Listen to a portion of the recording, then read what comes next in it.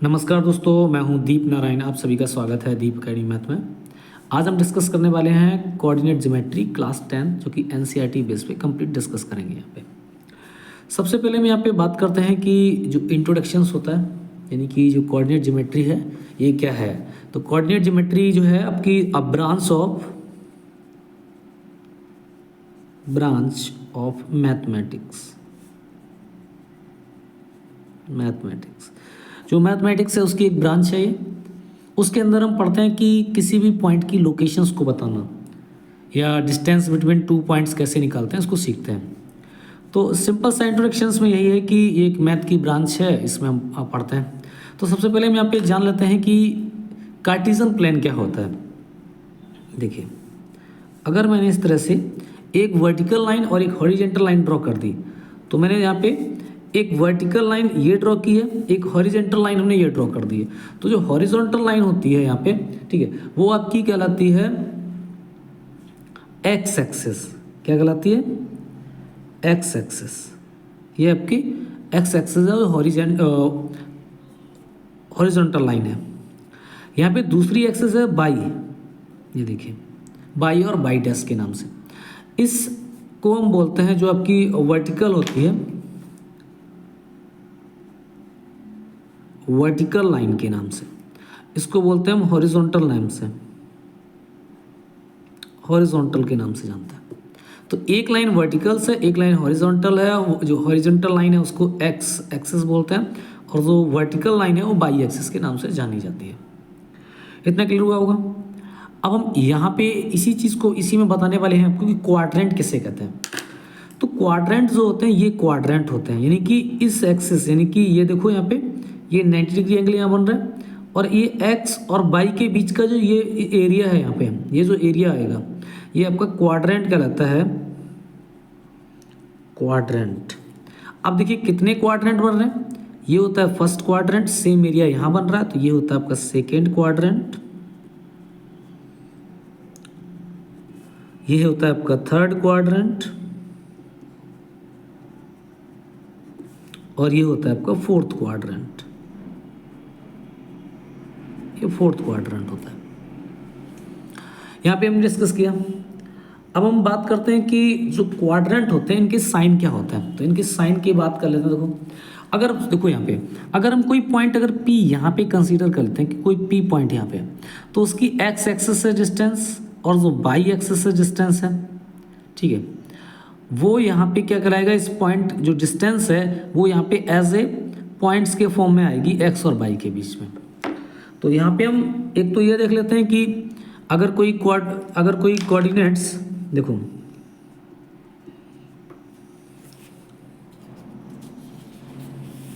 देखिए, अगर कोई आपका कोऑर्डिनेट फर्स्ट क्वाड्रेंट में है, किसमें? फर्स्ट क्वाड्रेंट में है। फर्स्ट क्वाड्रेंट में मतलब कि पॉइंट आपका यहाँ पे है, तो उसके जो साइन होंगे, उस पॉइंट के साइन होंगे दोनों पॉजिटिव्स होंगे, यानी एक्स और बाई दोनों पॉजिटिव्स होती हैं। सेकेंड क्वाड्रेंट में अगर है तो सेकेंड क्वाड्रेंट यहाँ पे होगा। तो देखिए यहाँ पे जो एक्स डैश आएगा ये वाला, ये चूंकि निगेटिव होता है, यहाँ से यहाँ तक पॉजिटिव एक्सिस होता है, ये पॉजिटिव एक्सिस होता है और ये निगेटिव एक्सिस होता है। तो इसलिए इस क्वाड्रेंट में आने वाले पॉइंट के जो कोऑर्डिनेट्स होंगे सेकेंड क्वाड्रेंट में, वो एक्स निगेटिव हो जाएगा और बाई पॉजिटिव हो जाएगा, x negative by positive. Third quadrant में देखिए, थर्ड क्वाड्रेंट आपका ये, तो यहाँ एक्स देखो, एक्स डैश है यानी कि निगेटिव है, बाई भी यहाँ पे बाई डैश है तो ये भी निगेटिव है। तो थर्ड क्वाड्रेंट में बोथ कोऑर्डिनेट्स होंगे एक्स और बाई के, वो दोनों निगेटिव हो जाएंगे। फोर्थ क्वाड्रेंट की बात करते हैं तो अगेन देखिए, फोर्थ क्वाड्रेंट ये वाला क्वाड्रेंट है, यहाँ पे एक्स एक्सिस ये पॉजिटिव है और बाई एक्सिस ये वाली निगेटिव है। तो एक्स की वैल्यू यहाँ पे जो आएगी वो आपकी पॉजिटिव आ जाएगी और बाई की निगेटिव आ जाएगी। तो ये साइन से आपके पॉइंट बनते हैं। क्लियर हुआ इतना? अब हम आगे बात कर लेते हैं कि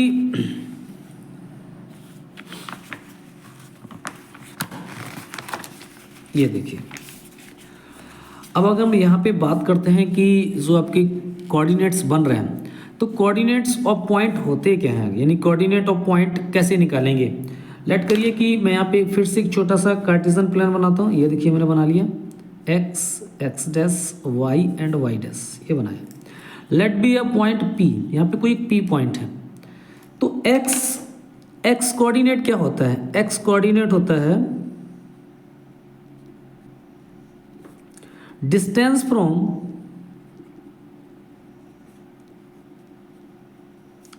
y एक्सिस। जो y एक्सिस से डिस्टेंस होगी वो आपकी कहलाती है x कोऑर्डिनेट। मतलब y एक्सिस ये है, तो यहाँ से जो डिस्टेंस होती है, ये डिस्टेंस, ये आपकी x कोऑर्डिनेट कहलाता है। अच्छा, यहाँ पे जो होती है इसको मेजर कैसे करते हैं? इस वाले पॉइंट से, चूंकि जितनी डिस्टेंस हम यहाँ पे यहाँ तक आए उसको यहाँ ऑरिजिन से हम यहाँ पे कंपेयर कर लेते हैं। ये बाई कोऑर्डिनेट्स क्या होता है?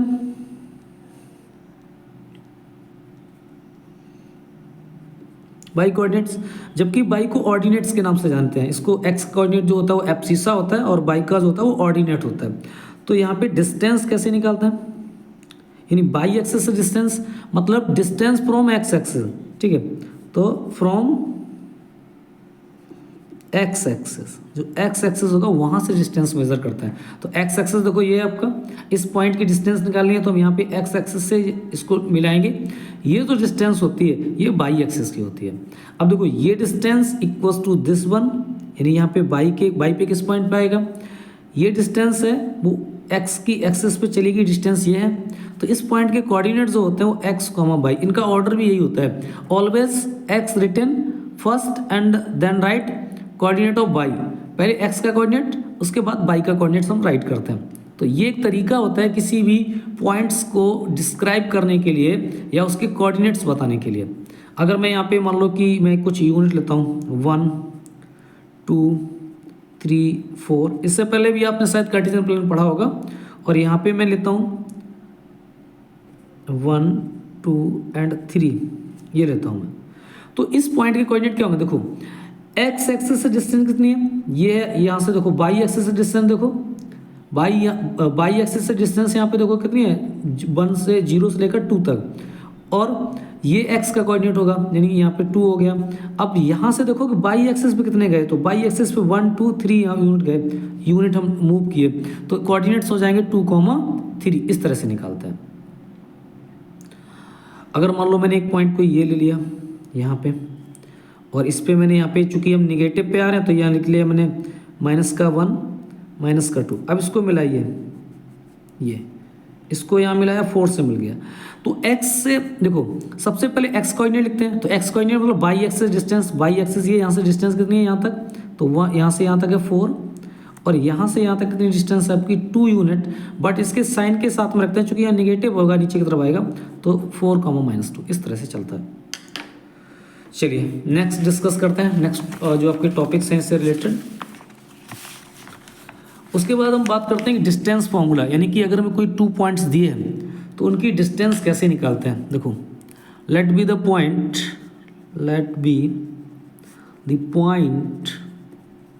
आपके कोई पॉइंट्स हैं, कौन से पॉइंट? ए है जिसके कोऑर्डिनेट है x1 और y1, एंड एक पॉइंट बी है जिसके कोऑर्डिनेट है x2 और y2। इस तरह से इसको ग्राफ पे समझाते हैं। देखो जैसे मैंने ये ग्राफ कार्टेशियन प्लेन बनाया x dash y and y dash के नाम से। एक पॉइंट मैंने यहाँ पे a ले लिया एंड अनदर पॉइंट मैंने यहाँ पे b ले लिया, कहीं भी हो सकता है। ये उसके जो आपके कोऑर्डिनेट्स दिए इनके साइन पे डिपेंड करेगा किस क्वाड्रेंट में होगा। इनको हमने ज्वाइन किया ये। अब तो यहाँ पे क्या करना है कि a और b के बीच की डिस्टेंस निकालनी है, यानी distance between a and b। तो इसके लिए एक फॉर्मूला होता है। अगर आपको यहाँ पे कोऑर्डिनेट्स मालूम, a के कोऑर्डिनेट हैं आपके x1 y1 एंड b के कोऑर्डिनेट हैं आपके x2 और y2। क्योंकि x और y के फॉर्म में होता है तो 2 कोऑर्डिनेट रिप्रेजेंट कर रहे हैं, तो यहाँ पे क्या करेंगे x1 और y1 x2 y2 माइनस करके इनको कर लेंगे। तो डिस्टेंस इक्वल्स टू, जो डिस्टेंस होगी डिस्टेंस ए बी डिस्टेंस को या फिर इसको ब्रैकेट में d मानकर भी रिप्रेजेंट करते हैं। फॉर्मूला जो होता है वो आपका होता है इन roots x2 minus x1 whole square. जो x2 की वैल्यू है उसमें से x1 की माइनस कर देंगे, plus y2 minus y1 whole square. Clear? तो ये कंडीशंस आपकी यहाँ पे आ गई, ये देखिए। तो इस फॉर्मूले से हम किसी भी दो पॉइंट्स के बीच की डिस्टेंस निकाल लेते हैं। बट आपको क्लियर हो कि x2/2 की वैल्यू आप इन कोऑर्डिनेट से लेते हैं, ये x1 है, ये x2 है, अनदर ये y1 और ये y2 होता है, इस तरह से हम लेते हैं। तो आई होप ये आपको समझ में आ गया होगा। नेक्स्ट पॉइंट पर डिस्कस करते हैं। देखिए नेक्स्ट पॉइंट में हम डिस्कस करने वाले हैं सेक्शन फॉर्मूला। किसको डिस्कस करने वाले? सेक्शन फॉर्मूला को डिस्कस करने वाले हैं।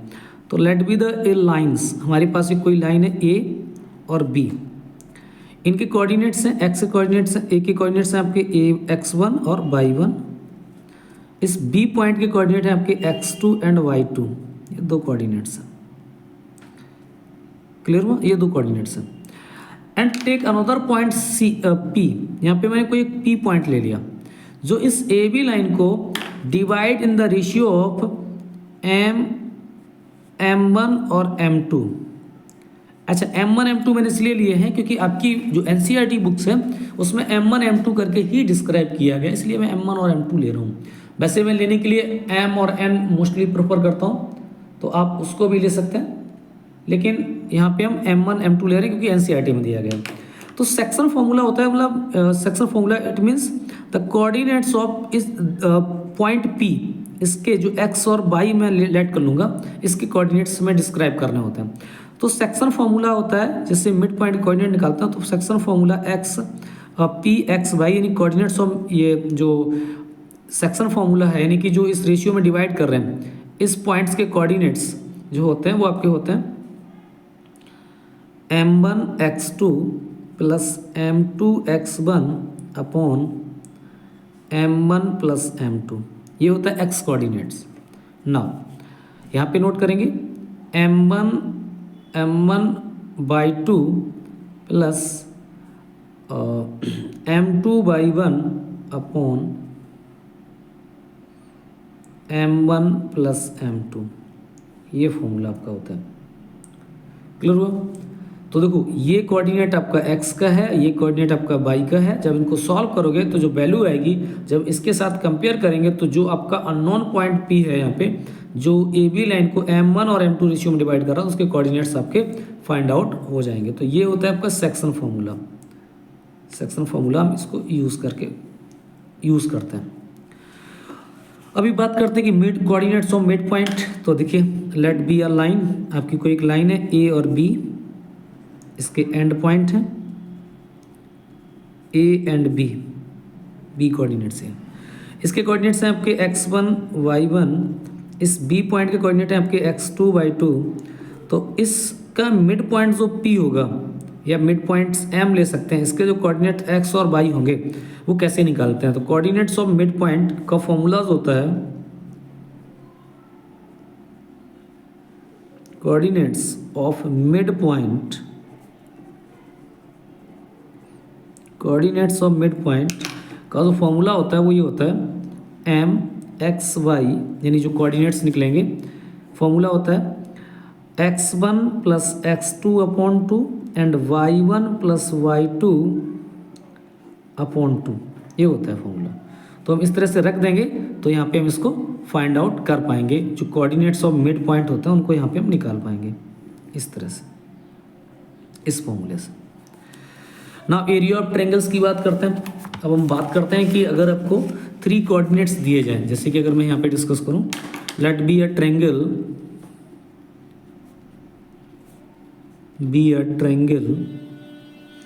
कोई एक ट्रायंगल है, लेट दिस वन ABC, ये कोई एक ट्रायंगल है,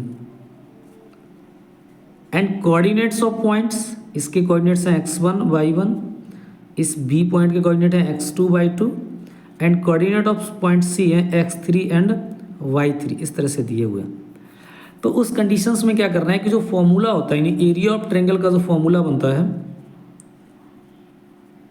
एरिया ऑफ ट्रायंगल ABC जो बन रहा, तो उसका फॉर्मूला होता है एरिया इक्वल्स टू 1/2। आप मोड का साइन यूज़ कर लेंगे या फिर यहाँ पे लार्ज ब्रैकेट भी यूज़ कर लेते हैं, क्योंकि एरिया है तो ऑलवेज पॉजिटिव ही होगा, इसलिए यहाँ पे हम मोड का साइन भी यूज़ कर लेते हैं। ये रीज़न होता है इसका। तो कभी कभी हम मोड का साइन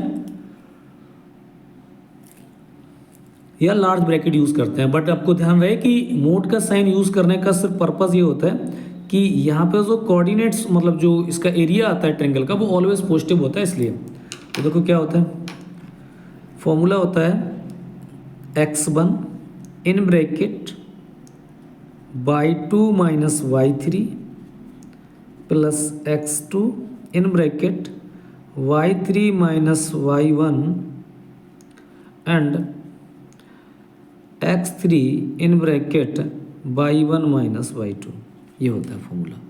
तो ये फॉर्मूलाज होता है, ये आपका फॉर्मूला होता है एरिया ऑफ ट्रायंगल, ठीक है। Find the area of triangle when its vertices are coordinate, vertices coordinate are given. जब इसके वर्टिसेस के कोऑर्डिनेट गिवन होंगे तो ये फॉर्मूला लगा के हम इसको निकाल सकते हैं। अब एक चीज़ और देखिए, यहाँ पे मैंने एक पॉइंट और लिख रखा है क्योंकि एनसीईआरटी में आपका नहीं है। स्लोप ऑफ द लाइन, अगर कोई एक लाइन है, लाइन का इक्वेशंस में मान लेता हूँ, लाइन का इक्वेशंस आपका ax plus b y plus c equals to 0। तो इसमें स्लोप ऑफ लाइन क्या होता है, तो स्लोप ऑफ लाइन जो होता है, ठीक है, उसको समझने की कोशिश करते हैं। तो स्लोप ऑफ लाइन जो होती है वो आपकी कहलाती है, देखो अगर हम स्लोप निकाल रहे हैं तो पहले इसको इंटरसेप्ट फॉर्म में लिखेंगे। तो ये होती है स्लोप निकालने के लिए पहले लिखेंगे y equals to M X plus C के फॉर्म में यहाँ पे। तो इस इक्वेशन को जब y equals to M X plus C के फॉर्म में लिखोगे तो m जो वैल्यू होती है वो आपकी क्या होती है, स्लोप होती है। तो अब इस इक्वेशन को लिखने की कोशिश करते हैं। देखिए यहाँ से, देखिए सेम इस इक्वेशन को हम लिख रहे हैं। यहाँ पे मैंने यहाँ पे लिखा B Y equals to minus A X minus C. देखो मैंने बी वाई को लेफ्टी में रखा, इन दोनों को राइट में लेके चले गए। y इक्वल्स टू हो जाएगा माइनस का a upon B X minus C upon B. Clear. Compare किससे करेंगे, कंपेयर करेंगे y equals to M X plus C, जो हमने बताया था इंटरसेप्ट फॉर्म होती है स्लोप के फॉर्म में, ये इस फॉर्म कंपेयर करिए। तो y इक्वल्स टू यहाँ पे क्या मिलेगा, y इक्वल्स टू मिलेगा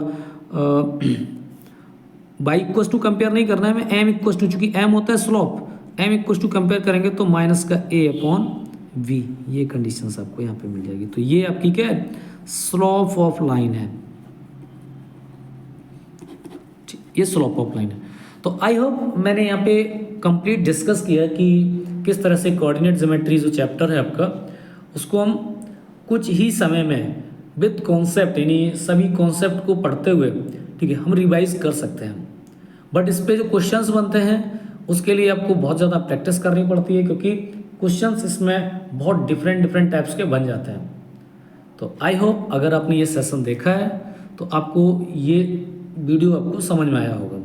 अगर वीडियो अच्छा लगा है तो आप वीडियो को लाइक करें, चैनल पे पहली बार आए हैं तो सब्सक्राइब करें, और कमेंट बॉक्स में जाके ज़रूर बताएं कि आपको कैसा लगा।